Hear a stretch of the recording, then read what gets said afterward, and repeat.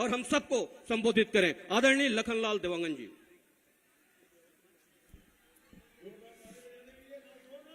भारत माता की, भारत माता की।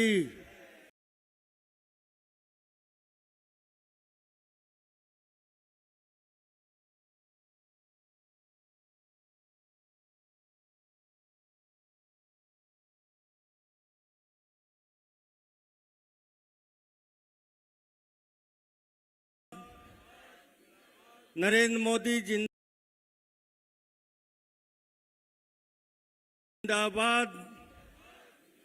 योगी आदित्यनाथ जिंदाबाद, विष्णुदेव साय जिंदाबाद, सरोज दीदी जिंदाबाद।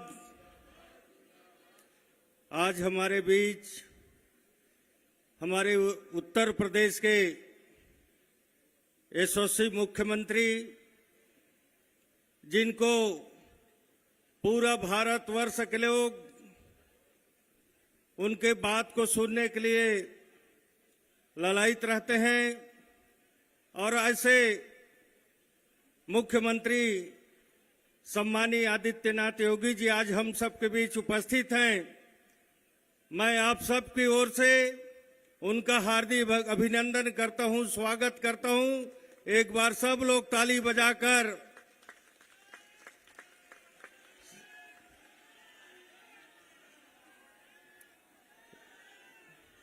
साथ ही हमारे इस लोकसभा के लोकप्रिय प्रत्याशी, हम सब के नेत्री सम्मानीय दीदी सरोज पांडे जी भी हम सबके बीच उपस्थित हैं। साथ ही हमारे भारतीय जनता पार्टी के जिला के अध्यक्ष डॉक्टर राजू सिंह जी सहित मंच में विराजमान भारतीय जनता पार्टी के सभी हमारे सम्मानीय नेतागण, आज हम सब माननीय योगी जी का बात को सुनने के लिए हम सब यहाँ पर उपस्थित हैं। और हम सब लोगों ने जो संकल्प लिया है कि अब की बार मोदी सरकार, अब की बार 400 पार, तो कोरबा में भी सरोज दीदी का नाम उसमें रहे। और सरोज दीदी के हम लोगों ने जो संकल्प लिया है कि अपने कोरबा लोकसभा से उनको, मोदी जी को 400 पार, तो सरोज दीदी को 4 लाख पार, तो आप सबके ताकत से संभव होगा। और निश्चित तौर पर हम सब लोग आज महाराज जी का बात को सुनने के लिए यहाँ उपस्थित हुए हैं। मैं आप सबका हार्दिक अभिनंदन करते हुए, स्वागत करते हुए, पुनः महाराज जी का हार्दिक अभिनंदन करते हुए अपनी वाणी को विराम देता हूं। जय हिंद, जय भारत, जय छत्तीसगढ़। बहुत बहुत धन्यवाद आदरणीय लखन भैया जी। अब मैं हमारे सम्मानीय कैबिनेट मंत्री जी से आग्रह करूंगा कि हमारे यूपी के मुख्यमंत्री आदरणीय योगी आदित्यनाथ जी का मोमेंटो देकर उनका अभिनंदन करेंगे।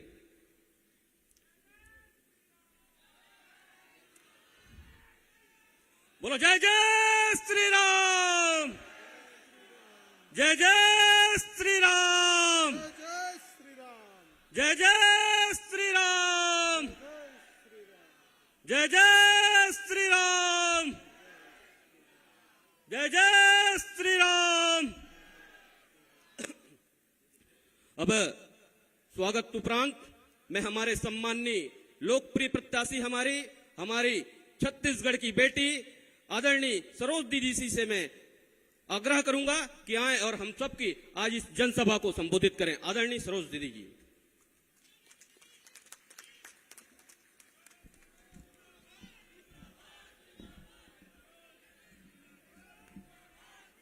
दोनों हाथ उठा के जयकारा करेंगे। बोलिए भारत माता की, भारत माता की, छत्तीसगढ़ महतारी की, छत्तीसगढ़ महतारी की। आज इस भगवा में वातावरण में हम सबके बीच में देश के सबसे बड़े प्रदेश के आधुनिक चिंतक, आधुनिक संत, उत्तर प्रदेश के मुख्यमंत्री माननीय योगी आदित्यनाथ जी का भी आगमन हुआ है।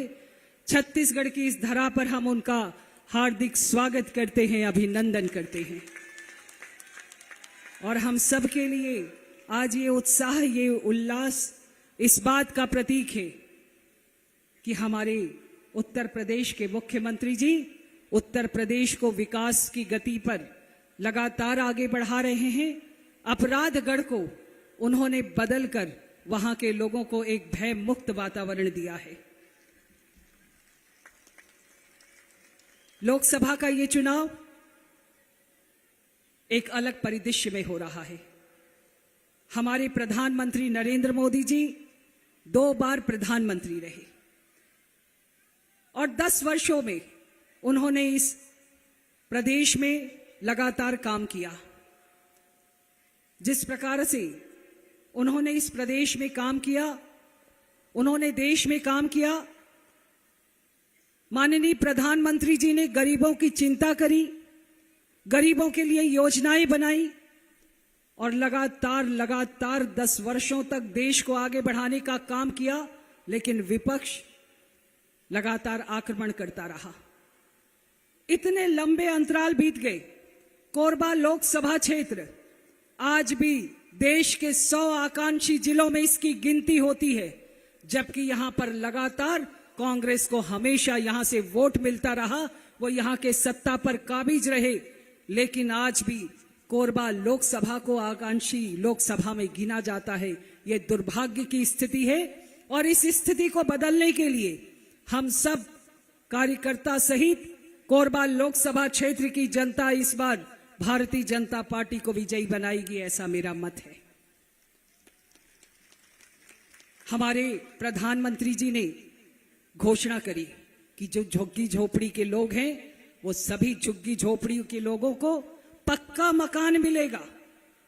पक्का मकान, झोपड़ी की जगह पर पक्का मकान देने का वादा हमारे संकल्प पत्र में है और ये संकल्प पत्र में किया हुआ हमारा संकल्प है कि झोपड़ी नहीं मकान देंगे। और अभी तक कांग्रेस पार्टी ने लगातार केवल झोपड़ी दी है और वो झोपड़ी पर भी पट्टा नहीं मिला है। कोरबा में लगातार जिन लोगों को पट्टे की जरूरत थी वो पट्टा नहीं मिला है। मुझे लगता है कि जब हम विकास की बात करते हैं तो कोरबा विकास में शून्य है। यह ऊर्जा नगरी है। इस ऊर्जा नगरी से हम सब तरफ ऊर्जा भेजते हैं, बिजली देते हैं, लेकिन हर थोड़े देर में बिजली की कटौती हो जाती है। यह ऊर्जा नगरी ऊर्जा देने के बाद भी पीछे क्यों रह गया? कांग्रेस की जो सांसद है पिछले 5 साल में कहीं नहीं निकली और कांग्रेस की सांसद ने एक इंटरव्यू दिया और उस इंटरव्यू में उन्होंने कहा कि हमारे कांग्रेसी भ्रष्टाचार करते हैं, मैं नहीं करती। ये मैं नहीं कहती, ये कांग्रेस की सांसद ने कहा है। जब कांग्रेस की सांसद स्वयं कहती है कि कांग्रेसी भ्रष्टाचारी है और पिछले लगातार लोकसभा क्षेत्र का प्रतिनिधित्व करते हुए भी सांसद के कार्यकाल में 2 कलेक्टर जेल के अंदर गए हैं, भ्रष्टाचार में अंदर गए हैं। कांग्रेस को इस बात का जवाब देना चाहिए। बंधुओं, भ्रष्टाचार से मुक्ति के लिए, इस क्षेत्र में विकास के लिए आपकी इस बहन को आशीर्वाद दीजिए, सहयोग दीजिए। मैं ऐसा आप सबसे निवेदन करती हूं और आप सब, हम सब मिलकर अपने इस कोरबा लोकसभा का विकास करेंगे। और हमारे देश के प्रधानमंत्री जी ने 2047 में विकसित भारत की कल्पना की है।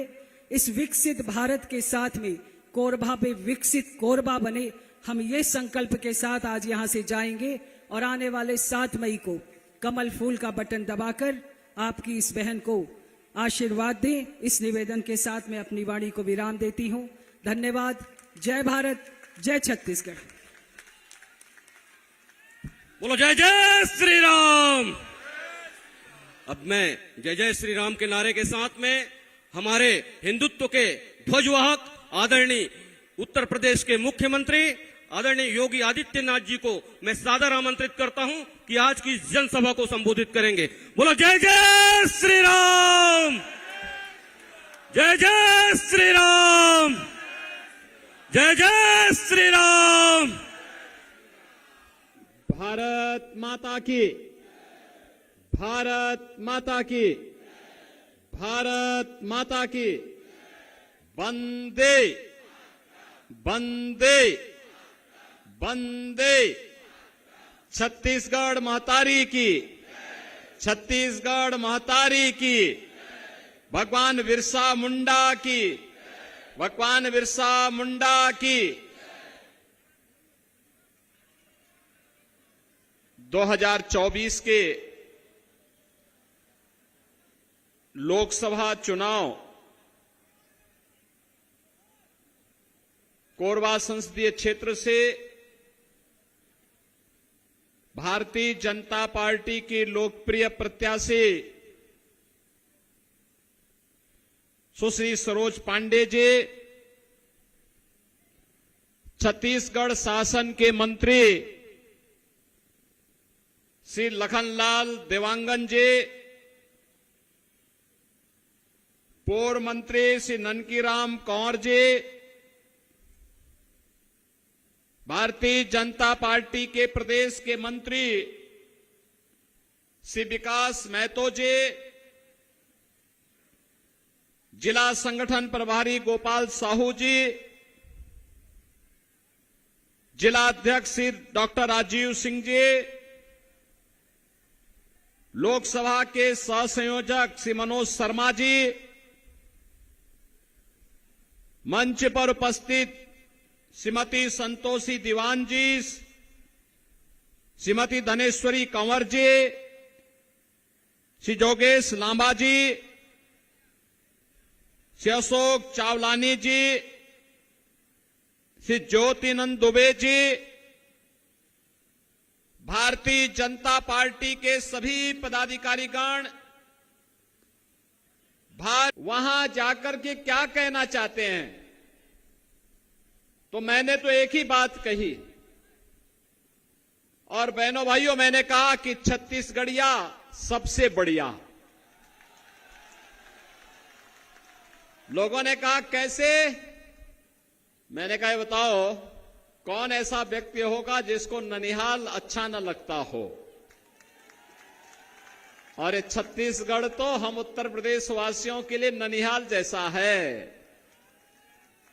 भगवान राम का ननिहाल है, माता कौशल्या का मायका है, और इसीलिए मायका है, और इसीलिए तो 500 वर्षों का इंतजार समाप्त करके जब अयोध्या में प्रभु राम फिर से विराजमान हुए हैं, तो सबसे अधिक उल्लास और उमंग अगर कहीं पर था तो छत्तीसगढ़ की धरती पर था।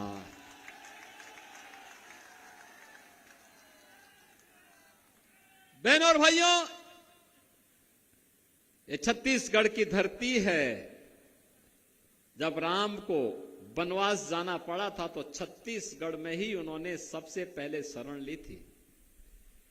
और बहनों और भाइयों, एक संकल्प ऋषि मुनियों को, समाज के सज्जन प्रवृत्ति के लोगों को निस्सरहीन करहोमहि भुज उठाए प्रण कीन के संकल्प के साथ इसी छत्तीसगढ़ की धरती का एक सिंहनाद भारत को राम राज्य की ओर ले जाने के लिए प्रभु राम ने किया था।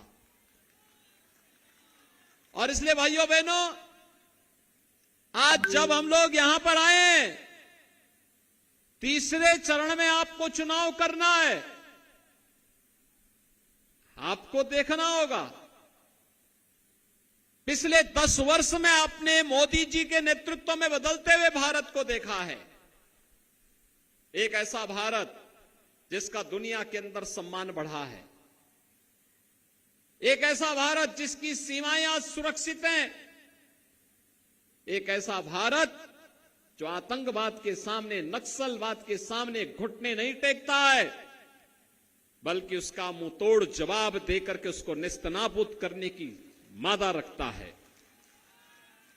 एक ऐसा भारत जो अपने नागरिकों को सुरक्षा भी देता है तो संरक्षण भी देता है, विकास के बड़े बड़े कार्य लेके आता है, highway, railway, expressway, IIT, IIM, AIIMS, 1 district 1 medical college, हर घर नल की योजना, ये भारतीय जनता पार्टी की पहचान बन रही है। भारतीय जनता पार्टी सरकारों की पहचान बन रही है।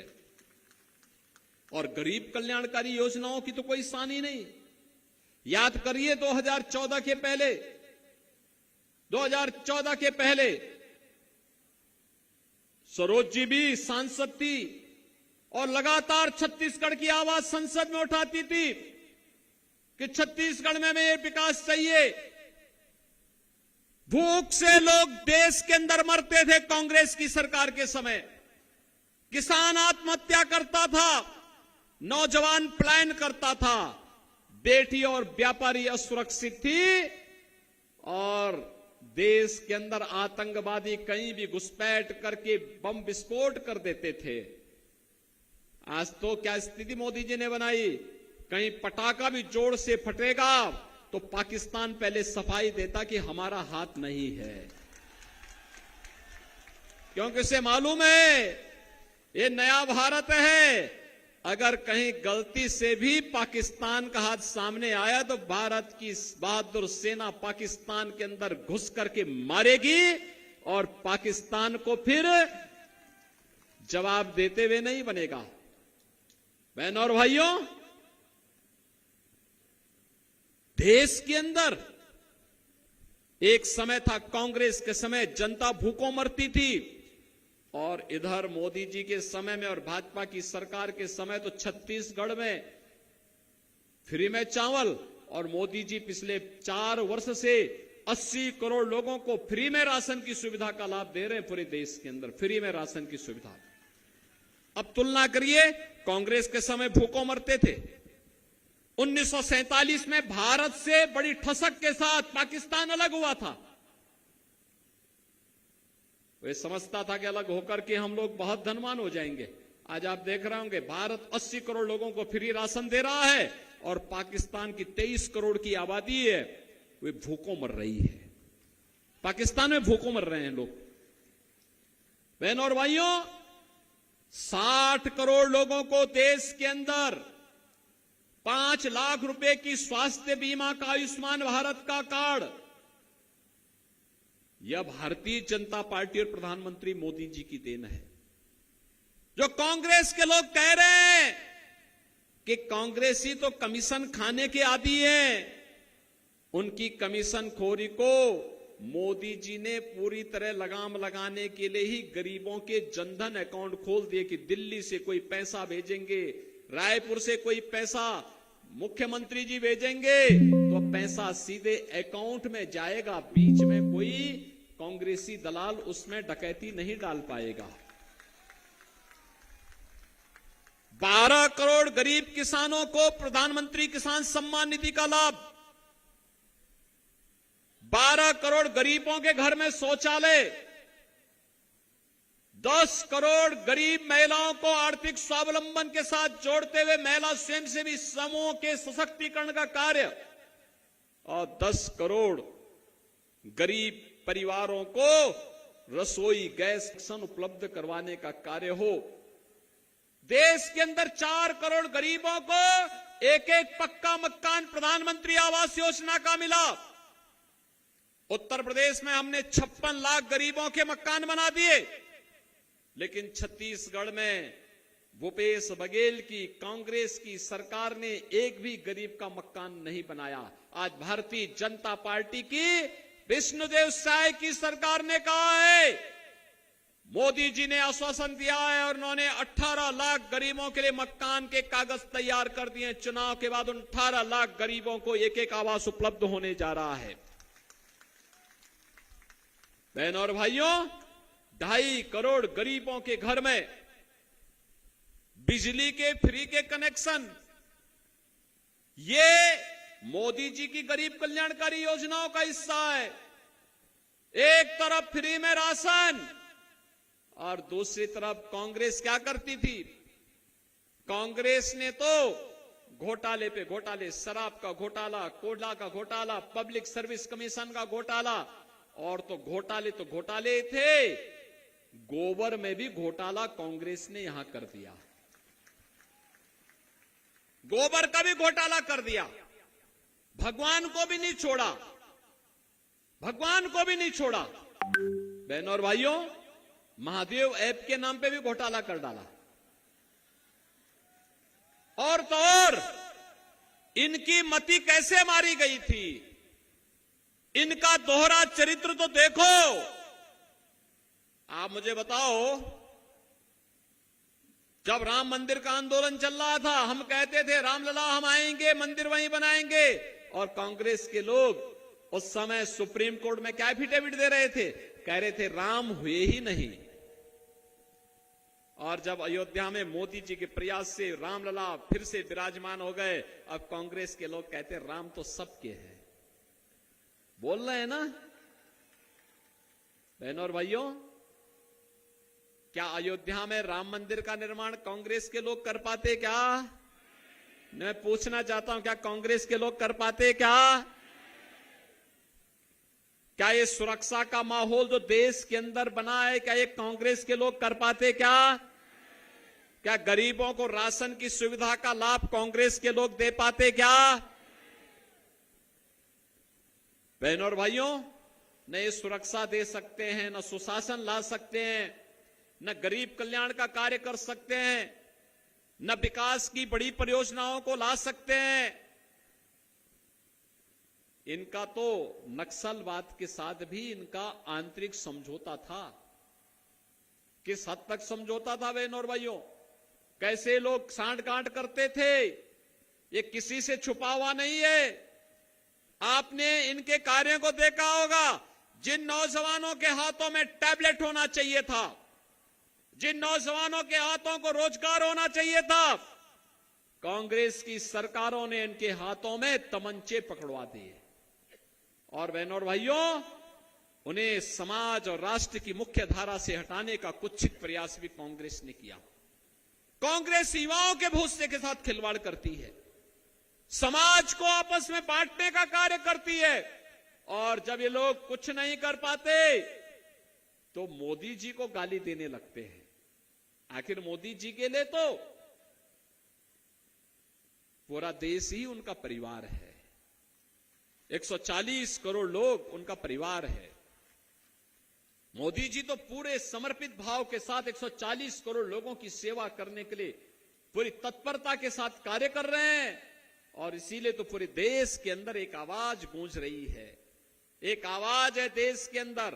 पहले चरण का मतदान हो गया है, 102 लोकसभा सीटों पर जो चुनाव हुए हैं, बहनों और भाइयों, 102 लोकसभा सीट पर एक ही आवाज है, और वो आवाज है फिर एक बार, फिर एक बार, फिर एक बार, और अब की बार 400 पार। 400 पार के लिए कोरबा लोकसभा सीट पर भी कमल छाप को जीत करके जाना है। बहनों और भाइयों, इसीलिए भारतीय जनता पार्टी ने एक तेज तर्रार, सुशिक्षित राष्ट्रीय नेता को कोरबा में अपना भारतीय जनता पार्टी का प्रत्याशी बना करके जनता की सेवा के लिए आपके बीच में उतारा है। विकास हो, गरीबों का कल्याण हो, दिल्ली और रायपुर से जो पैसा आए वह विकास के लिए लगे, गरीब के लिए जाए, किसानों के लिए जाए, महिलाओं के उत्थान में लगे, और साथ साथ योजनाओं का लाभ यहां पर बिना भेदभाव के सभी लोगों को प्राप्त हो। इसके लिए भारतीय जनता पार्टी ने सुश्री सरोज पांडे जी को आपका प्रत्याशी बना करके, भारतीय जनता पार्टी के प्रत्याशी बना करके आपके बीच में उतारा है। और इसीलिए मैं आपसे अपील करने के लिए उत्तर प्रदेश से आया हूं, अयोध्या की धरती से मैं स्वयं आया हूं आपके बीच में। लखनऊ में भी, उत्तर प्रदेश में भी चुनाव चल रहे हैं। 80 लोकसभा सीट है। पहले चरण में 8 सीटों पर चुनाव हो चुके हैं, दूसरे चरण में होने जा रहे हैं अभी 26 को 8 सीटों पर, और तीसरे चरण में 10 सीटों पर फिर चुनाव होने हैं। लेकिन फिर भी हमने कहा नहीं, कोरबा तो जरूर जाएंगे एक बार। और बहनों और भाइयों, इसीलिए कोरबा आए हैं। प्रभु राम की धरती का संदेश लेकर के आए हैं और ननिहाल के लोगों को बताने के लिए आए हैं कि अब अयोध्या में रामलला आ गए हैं, निश्चिंत रहिए, राम राज्य की स्थापना मोदी जी के नेतृत्व में होने जा रहा है। इसके लिए आत्मनिर्भर भारत चाहिए, इसके लिए विकसित भारत चाहिए और विकसित भारत के लिए मोदी जी फिर से चाहिए। और मोदी जी के लिए आवश्यक है कि कोरबा लोकसभा सीट में भी कमल छाप की प्रत्याशी के रूप में सुश्री सरोज पांडे जी भारी बहुमत से विजयी बनकर के जाए। सहमत हैं? सभी लोग सहमत हैं? लेकिन बहनों और भाइयों, आपको एक काम करना पड़ेगा। इसके लिए मोदी जी का प्रतिनिधि बन करके और सरोज पांडे जी का प्रतिनिधि बन करके घर घर जाना होगा, एक एक वोट को मतदान केंद्र पर